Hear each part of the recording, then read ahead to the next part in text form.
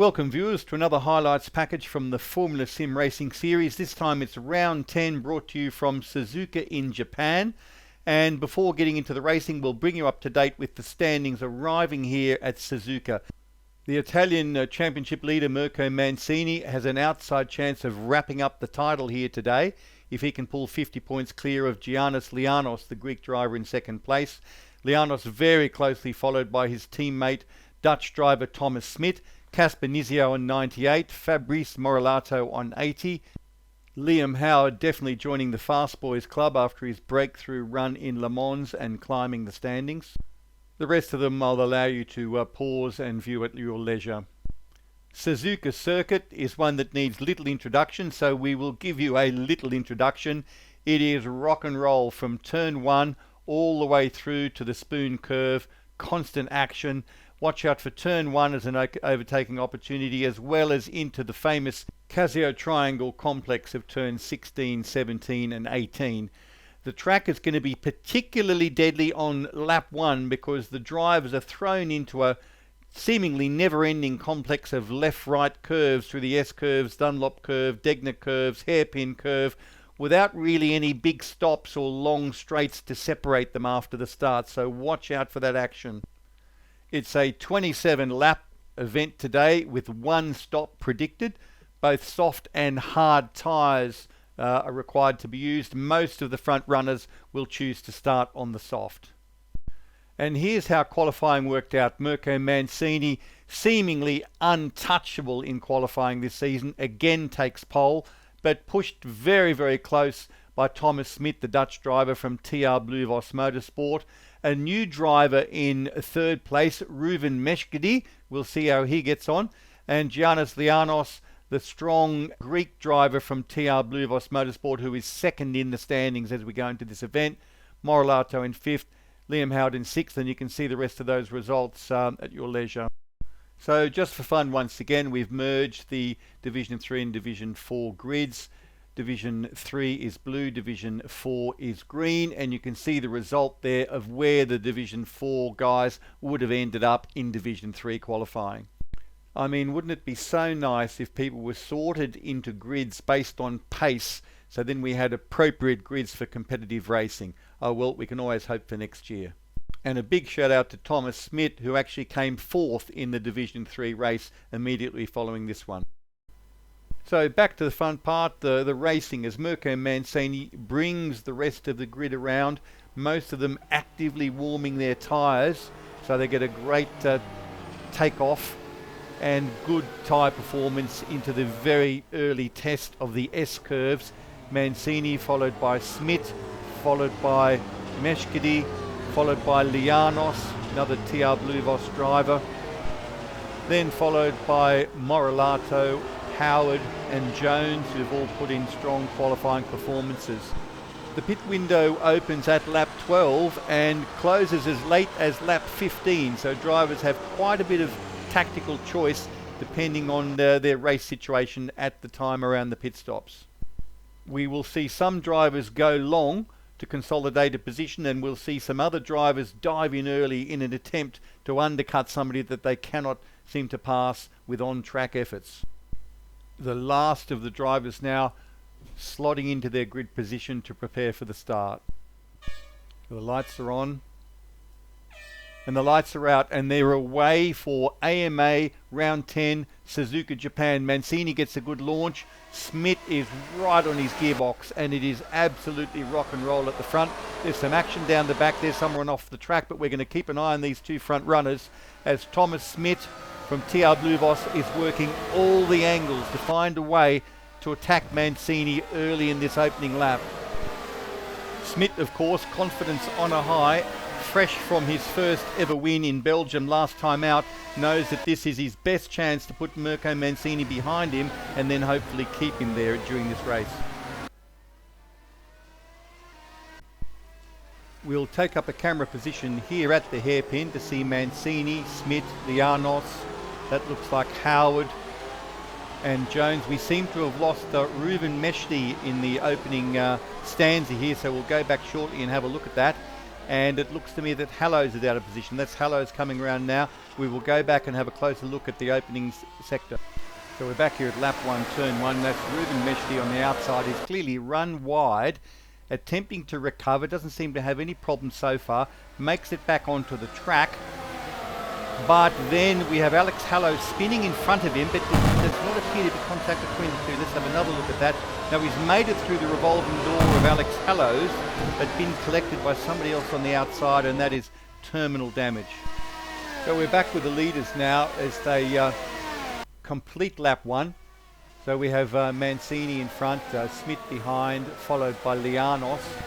And then Liam Howard, who seems to have been able to jump Fabrice Morilato at the start. You can see Howard there in the Netrex colours, followed by Fabrice Morilato in his own unique colours, featuring that yellow wing.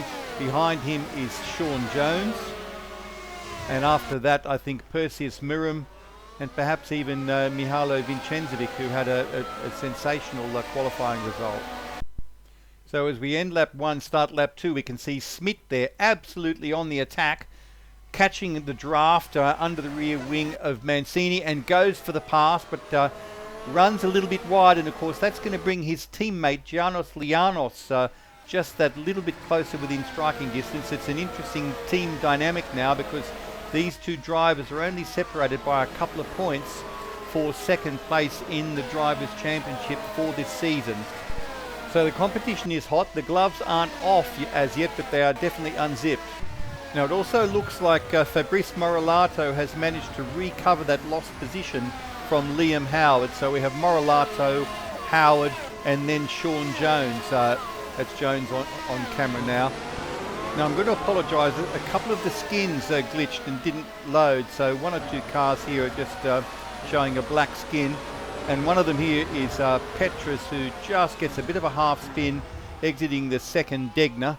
And of course with the pack so tight early in the event, that cost him a couple of places. Now we're still here beginning a lap 2 looking back on some other action, and this is Jean-Michel Garnier, who unfortunately just has a tiny bit of contact with that right rear wheel of, I think that was Lincoln Martin. And that half spin onto the grass of course costs him a couple of positions.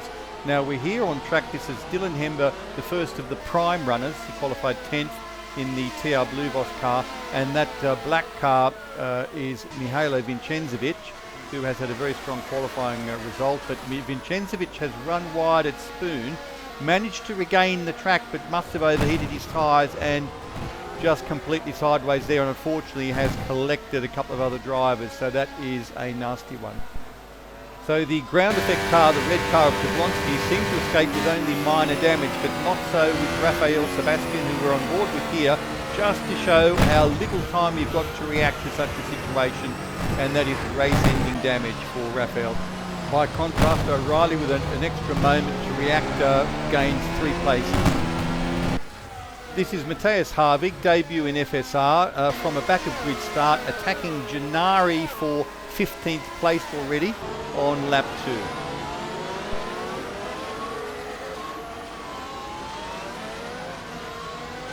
We'll stick with them through Spoon and past that carnage we've already described, and so you can see there it's Matthias Harvig right on Gennari's tail. Gennari is following his teammate Jablonski, and Gennari lifts out of it to clearly let Jablonski through and almost causes contact there with Harvig, and unfortunately Lincoln Martin, having avoided that big mess earlier, has lost his advantage there. So it's next time around, lap 3, and as the cards head through the 2 Degner curves, we have Harvig still really determined to make an attack on Gennari, Jablonski just ahead, and we will see that this time Harvig makes a fantastic move up the inside, option tyres versus Gennari on the prime, and that is for P11 now. So now we're looking at the end of lap 3, beginning of lap 4, and that's the lead group. Mancini, Smith, Lianos, Morilato, Liam Howard, Casper Nizio in 6th. Unfortunately no skin, sorry Casper. And just doesn't manage to hook it up on the exit of 1. A bit of a throttle oversteer moment, and he is stuck in a really awkward spot here. He's got a narrow profile to the oncoming traffic, but if he dares to move, he's going to make a big target. Lap 4, and this is Spoon and Hember First of the prime runners unfortunately loses the rear of the car in a bit of a half-stroke three-quarter spin. The only car through is his teammate O'Reilly, but unfortunately his loss of momentum also pushes him back into the clutches of one Kamil Jablonski, who is on the charge but closely followed as well by Matthias Harvig. So Hemba rounds 130R into the big stop for the Casio Triangle, and Jablonski manages to make the move up the inside stick. Now remembering this is lap 4, and if you look at Hemba and Harvig, they stay this close for another 23 laps, but in the meanwhile they're attacking back at Jablonski into turn 1. Jablonski actually runs wide, runs off camera there. So the battle between Hemba and Harvig for 23 laps begins here. We'll just have a quick look back at Jablonski, focus on him for a second, and you'll see him run wide and rejoin there just behind the two of them. We'll park it up here at the hairpin, lap 5, and call the running order. Mirko Mancini first, then Smith, then Lianos, then Fabrice Merilato, then Liam Howard. And just appearing any moment should be Sean Jones. Yes, Sean Jones from Val Esport. Then O'Reilly currently holding 7th place. And then Hemba and Harvig followed by Jablonski. Jablonski followed by, I think, Perseus Miram. And that then looks like Gennari followed by Garnier as the rest of the field filters through.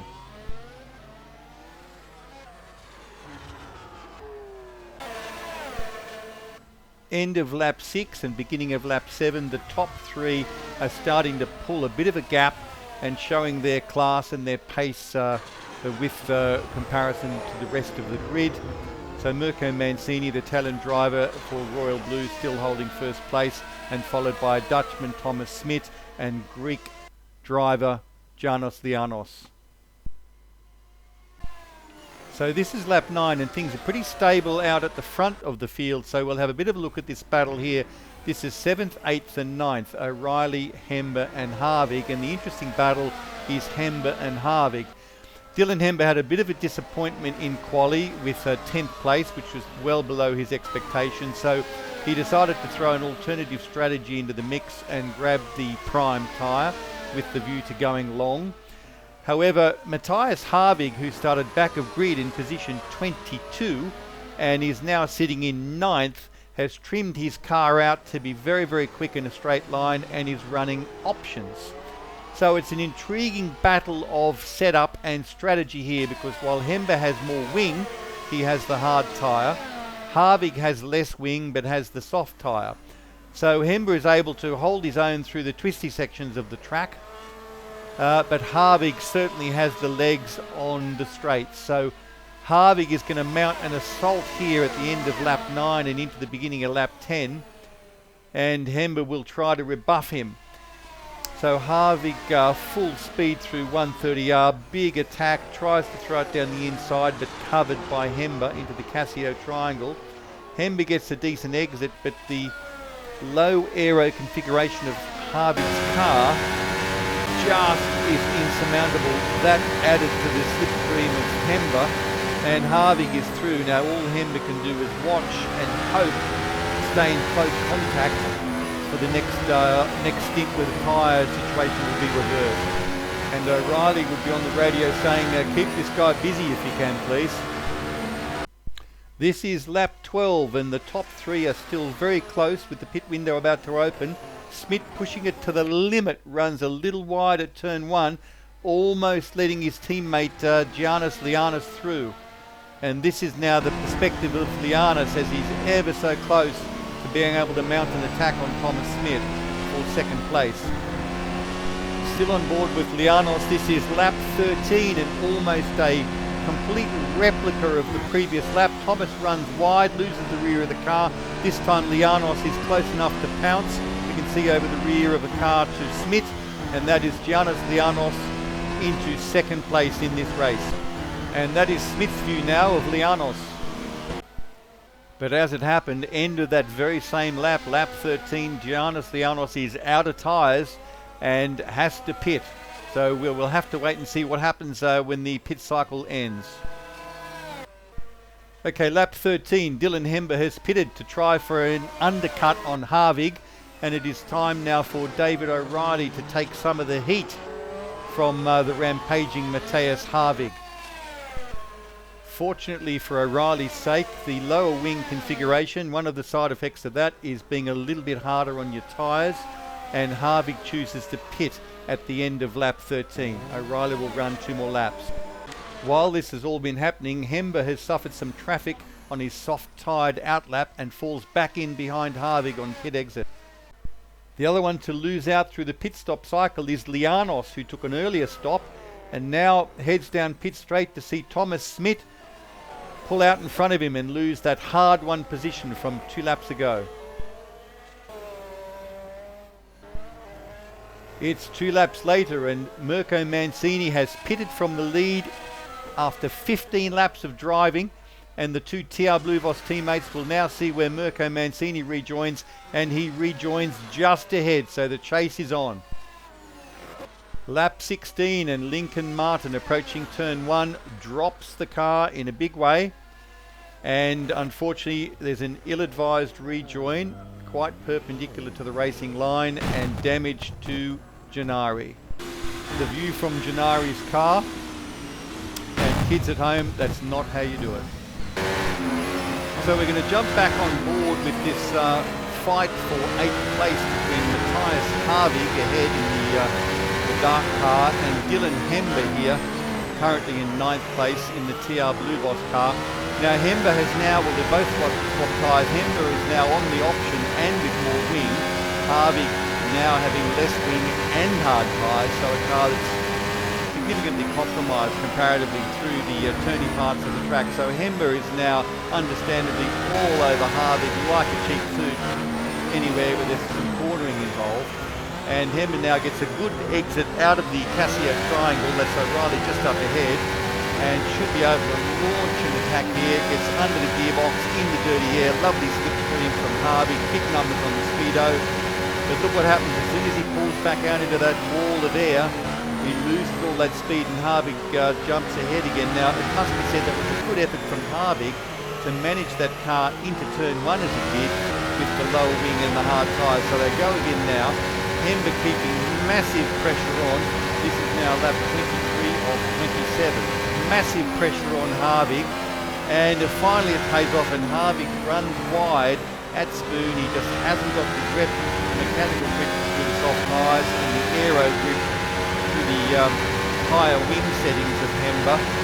But look what happens when he jumps back on the track again. He just has simply so much top speed, and he is managing with his lower wing settings and the harder tyre, and that is a pretty cool pass through the Casio triangle for Harvig to get ahead again into P8. So lap 24, and viewers, we're going to stick with this fight because this is the only live fight for position on track. And as the race comes to its climax, this fight is coming to its climax as well, as Hember charges down on Harvig, using the slipstream from the faster car and hoping to use the extra grip of his soft tyres through Casio Triangle. Lap 24, about to start lap 25, Hember will dive under Harvig's back wing and try to use that slipstream to allow himself to yet again attack into turn 1. Harvig invites Hember to a very acute inside line, and it once again manages to match his speed into turn 1. 1 sector later, that same lap, lap 25, and Harvig is slightly balked by a lapped car on the exit of Degner 2, giving Hember a launch up the outside into the hairpin, hoping to use his better stopping power from the soft tyre and the increased wing, but Harvig manages to prevail. We're going to have a look at that from outboard just to see what an opportunity it was, and also to show you how well Harvig manages to control that car, slides it in, keeps it narrow, leaves Hember just enough room on the outside and grabs the position back. But rejoining the lead group, none of that matters to Mirko Mancini, who has once again produced an imperious performance in his royal blue racing car, and the Italian racing driver has all but sealed the championship with his 5th win and 7th podium from the 10 rounds contested to date. Second place, Thomas Smit, Dutch driver from TR Bluvos team. 4 podiums and 3 podiums from the last 3 events, including the win last time in Belgium. Third place, Giannis Lianos from Greece, also from TR Bluvos. Flicking back to Mirko Mancini as